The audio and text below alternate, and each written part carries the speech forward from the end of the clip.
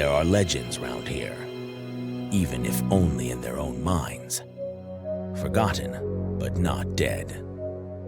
Some have tried to stop them, but they keep coming back. Coming to entertain you. They are the Crystal Lake Soldiers.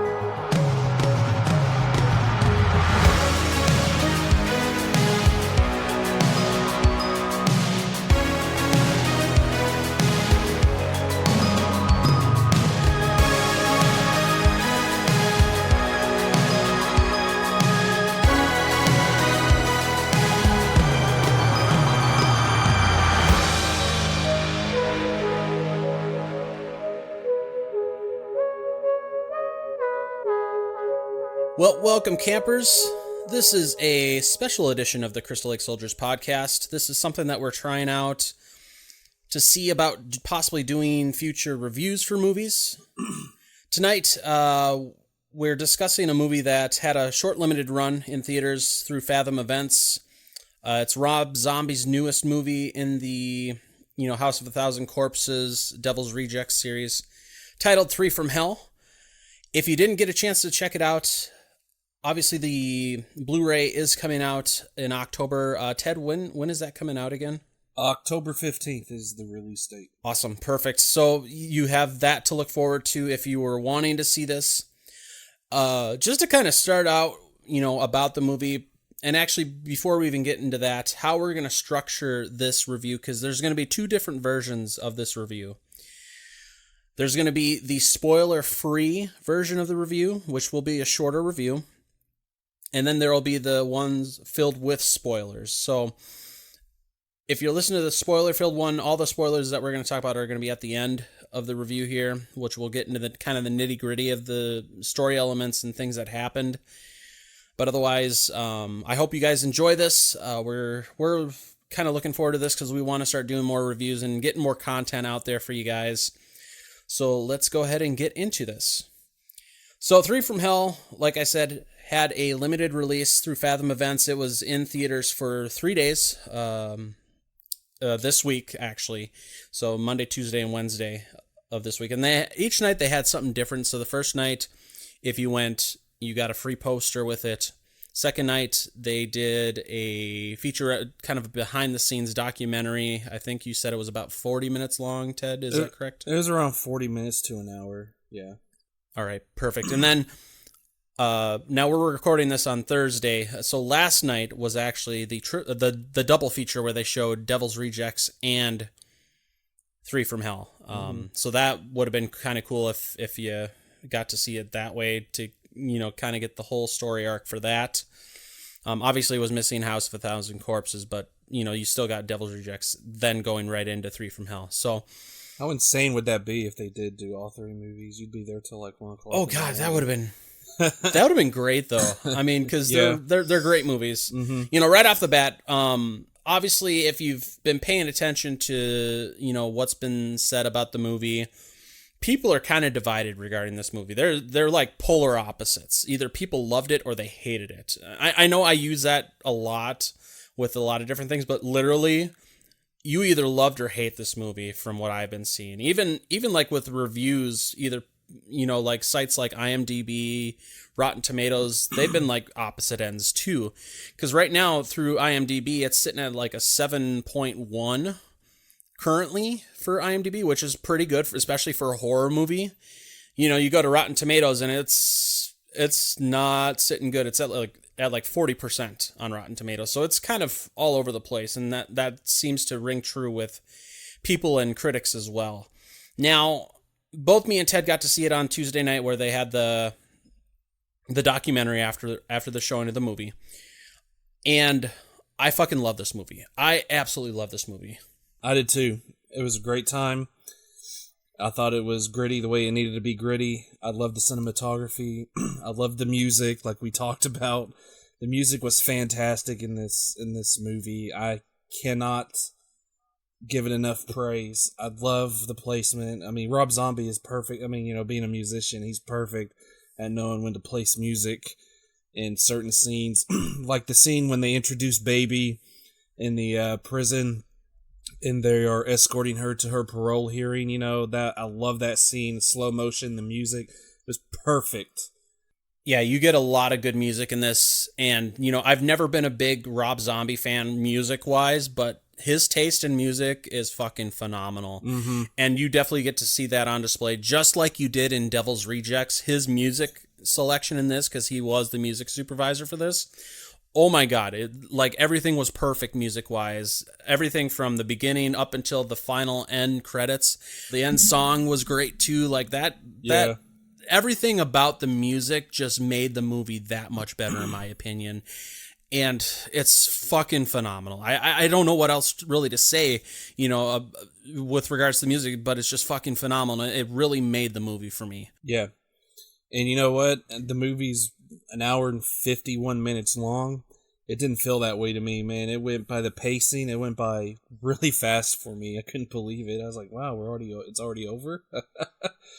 Yeah, no, definitely. Yeah, that was the other thing, because we were talking about that the other night too, that it just felt like that was it. Yeah. And you didn't realize that fucking 2 hours had passed. Like when when me and my wife walked out of the theater, I had looked at my phone just to see what time it was, and I couldn't believe that it was fucking 2 hours long. I mean, this movie didn't have any previews or anything before it, so No. I knew for a fact that it was 2 fucking hours, and it kept moving so well that it did not feel like 2 hours, and it was fun. It was a fun movie. Yeah. And, you know, it really, in a way, it kind of made them like the heroes in the movie, which was kind of weird. But at the same time, it's kind of like you want to root for them just because of all the shit that they're being put through with regards to prison and being chased and everything. Especially in that third act. You're the third act, there's no doubt in my mind. Oh, yeah. Or it shouldn't be a doubt in anybody's mind that you're supposed to be rooting for these people. You're supposed to be rooting for the Fireflies. Right. It was great. It was great. Everything that they did here with the movie was phenomenal, in my opinion. And, you know, obviously it's well known that Sid Haig did not have a huge role in the movie. We'll talk more about that in the spoiler section if you're listening to the spoiler-filled one. If not, you can definitely listen to that after you see the movie if you want to, or if you want it spoiled, you can switch over to that one, and we'll talk more about Sid Haig. But Richard Brake was a very good replacement choice. Oh, he was perfect. You know, for Sid Haig, and his character I felt fell right in line with the Firefly gang, and he fit right in perfectly, in my opinion, with this. Oh, he did. He played a great compliment to Bill Moseley's Otis. Yeah. So I thought them playing off each other was phenomenal too, and it all worked for the good. You know, even though it sucked that Sid wasn't in the whole movie, it was a good consolation, and I thought they did it well, and everything with how they handled the whole Sid situation, you know, I thought was done as best and tastefully as you could, because, you know, Rob Zombie did an interview recently where he had talked about the reason why Sid wasn't, because everybody was questioning if Sid was going to be in the movie, and obviously it became known, so this isn't really a spoiler if you're listening. Yeah. So it became known that Sid was not in the full movie, and the reason why was because at the time that they were about to begin production and start actually rolling film on it, Sid ended up in the hospital. He had already lost a bunch of weight. He was pretty sickly and stuff, and so Rob Zombie had to basically not rewrite the whole movie, because basically the part that Richard Brake plays in this movie was meant to be Captain Spaulding, but he changed it enough to make it fit. And I thought he did a decent job with the circumstances and with the amount of time that he had to do this, because he had to do this in a quick turnaround to basically fit Richard Brake's character in here. And I thought under the circumstances, he handled it phenomenally, especially given the fact that this was meant to be a whole different character. Yeah. So yeah, kudos to Rob Zombie for that, because he really handled that pretty well, because that's a shitty situation to be in, especially right before you're about to start filming. Yeah, he even talked about that in the documentary about how, you know, they were getting ready to shoot, and then, you know, Sid's like, you know, I can't do all this anymore, you know, physically. So Rob's like, okay, and Rob said, you know, he scaled it back, and then when they met, Rob realized, oh man, he can't even do this without, physically he can't do all this. So he had to rethink everything at that point. And, he did it. And like you said, I think he did a fantastic job with it. There's a fantastic job how he handled Spaulding's character, given the small role. I enjoyed that. It makes me interested. I want to read like the full original script before he had to change it, now. Right. Because, some things had to be changed, like how, Otis escaped prison and things like that. Because I'm wondering what it was like or how it was written originally. Yeah. Now, to kind of talk about probably my favorite part of this, and it was kind of a play on a scene that they did in Devil's Rejects, and I don't want to go into too much detail, but Clint Howard's character, Mr. Baggy Britches, that was probably one of the funniest characters. And it was so funny but so sad at the same time. Gotta love Clint Howard. And like even all the cameos that they had in here, because you had Clint Howard, as Mr. Baggy Britches, which was great. Yeah. And then you had Dee Wallace, who was almost unrecognizable, like you were saying when we were talking about this. I didn't recognize her at first. The first scene that she was in, which we'll go into later, I didn't recognize. So I was like, "Who is that? It seems familiar." And then her next scene, when she's with Baby, it finally hit. Mm-hmm. My brain finally clicked, and I said, "Holy crap, that's Dee Wallace!" I was like, she dyed her hair. She's wearing the glasses. I was like, who is this lady? It is Dee Wallace. I was like, oh, cool. That's a kudos to her. Because in the documentary, it was she said it was her idea to dye her hair because she said, Rob, nobody's going to believe I'm like this horrible warden person with these perky blonde hair, she said. So she's like, let me dye it brown or black or whatever. And so she did, and that made her unrecognizable right there, just having the hair different. And then she has the glasses, and I'm just like, wow, she did a great job transforming herself, in my opinion. Oh God, yeah, and just the interactions with Baby that she had, it was fantastic. It was. They had so many different cameos and whatnot, and they all felt like needed at the times that they were there. I mean, obviously there's certain characters, from previous movies that were in there that made you want to see more of. Yeah, overall, it was nice throwback to a bunch of different things that they had in there, and it was great. I really don't know what else to say other than that this movie was fucking phenomenal. If I were to rank these movies, this would probably be right up there with Devil's Rejects, because Devil's Rejects is my favorite Rob Zombie movie, bar none, but it's right up there. And that's really saying something, because just in all honesty, his earlier work is great. House of Thousand Corpses, Devil's Rejects, the first Halloween, everything after that, I fucking hated. Like Halloween 2 was a trash fire, in my opinion. You had Lords of Salem, which was fucking boring. And then you had 31, which that was just fucking dull too. So this, for me, I feel is like a return to form for Rob Zombie and his filmmaking, and it makes me excited for what he might be able to do next. Are they going to continue this storyline with how things may have left off, or what is he going to do next? Like you were talking about, like what if he gets to make that boxer movie finally? It's interesting to see. Yeah, so it'll be interesting to see, what happens next, because I think this could be a good resurgence for him for making movies, and I'm excited. Yeah, I think out of the whole Firefly franchise, I think this one's my favorite. I really was sucked into the story in the beginning. I think I love Devil's Rejects. I like House of Thousand Corpses. Those movies I really enjoy. I think this one is my favorite, though, the way it was just handled. I loved it. I love the whole... I guess because I like to watch documentaries about different things, and the movie, the beginning of the movie has that documentary feel to it, and it's like the Charles Manson-esque thing, which is not a spoiler because that's in the trailer, free the three, and all that type of stuff, and so that really sucked me into the movie right from the get-go, and I was just like, oh, this is great, the aftermath of Rejects, we're seeing everything that happened.